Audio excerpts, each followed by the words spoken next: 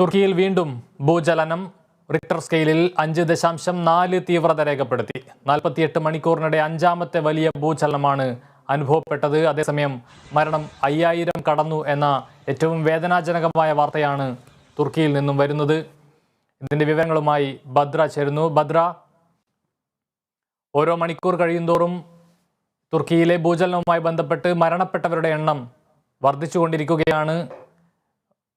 5 തവണയോളം ഈ 48 മണിക്കൂറിനിടെ ഇവിടെ ഭൂചലനമുണ്ടായി. നിരവധി കെട്ടിടങ്ങൾ തകർന്നു. നിലവിലെ സാഹചര്യം എന്താണ് ഭദ്ര തുർക്കിയിൽ? കമലേഷ് സൂചിപ്പിച്ചതുപോലെ 48 മണിക്കൂറിനിടെ 5 തവണയാണ് വലിയ ചലനം ഉണ്ടായിട്ടുള്ളത്. ഇപ്പോൾ കിട്ടിയിട്ടുള്ള ഏറ്റവും പുതിയ വാർത്ത എന്ന് പറയുന്നത് കനത്ത മഴയാണ് രക്ഷാപ്രവർത്തനത്തിന് തടസ്സമായി നിൽക്കുന്നത് എന്നാണ്.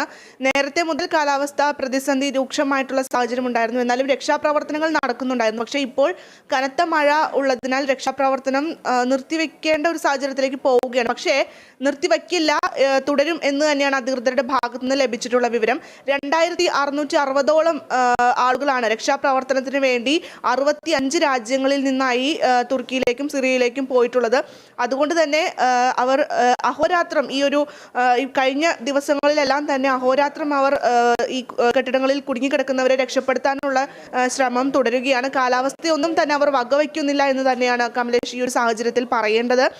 മറ്റൊരു കാര്യം, തുർക്കിഷ് ക്ലബായിട്ടുള്ള ഹറ്റൈസ്പോറിലെ ഫുട്ബോൾ താരം ക്രിസ്ത്യൻ അറ്റ്സു ഇപ്പോൾ അദ്ദേഹത്തിനെ രക്ഷപ്പെടുത്തി എന്നുള്ള ഒരു ആശ്വാസകരമായിട്ടുള്ള ഒരു വാർത്ത വരുന്നുണ്ട്. അദ്ദേഹം കഴിഞ്ഞ 2 ദിവസമായി കെട്ടിടത്തിനുള്ളിൽ കുടുങ്ങിക്കിടക്കുകയായിരുന്നു. അദ്ദേഹത്തിൻ്റെ കാലിനും കൈക്കും എല്ലാം നല്ല രീതിയിൽ തന്നെ പരിക്ക് പറ്റിയിട്ടുണ്ട്.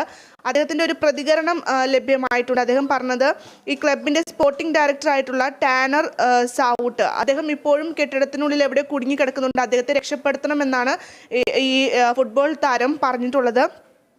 അതേസമയം കുട്ടികളുടെ ഒരു മരണസംഖ്യ, ആ ഒരു കണക്ക് ഇപ്പോൾ പുറത്തുവിടാൻ കഴിയില്ല. എത്രത്തോളം കുട്ടികളെ, ഏകദേശം ഒരു കണക്ക് വെച്ചിട്ട് 1000ഓളം കുട്ടികൾക്ക് ജീവൻ നഷ്ടപ്പെട്ടിട്ടുണ്ടെന്നാണ് ഐക്യരാഷ്ട്രസഭ നൽകുന്ന വിവരം. എന്നാൽ കൃത്യമായ ഒരു വിവരം നൽകാൻ ഇപ്പോൾ സാധിക്കില്ല എന്നാണ് ഐക്യരാഷ്ട്രസഭയുടെ ഔദ്യോഗിക റിപ്പോർട്ടുകൾ സൂചിപ്പിക്കുന്നത്. ഭദ്ര, തുർക്കിയിൽ വീണ്ടും ഭൂചലനം ഉണ്ടായിരിക്കുന്നു.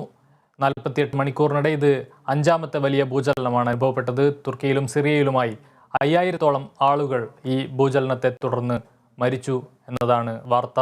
ഭദ്ര ചന്ദ്രനാണ് വാർത്തയുടെ വിശദാംശങ്ങൾ നൽകിയത്.